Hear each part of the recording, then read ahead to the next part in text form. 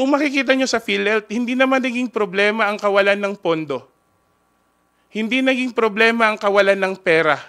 Ang problema, nagkaroon ng dissatisfaction at frustration ng mga tao kasi hindi po nagre-reflect sa benepisyo nila yung perang binabayaran nila as premium. At nung nakita nila kung gaano karami ang pera pa na hinahawakan ng PhilHealth, nagtatanong ang taong bayan, nagtatanong ang Kongreso, anong gagawin nyo sa pera nyo? Tapos ganito lang kaliit ang nakatanggap naming benepisyo. Ganito kalaki naman ang binabayaran naming premium. Kaya magandang balikan.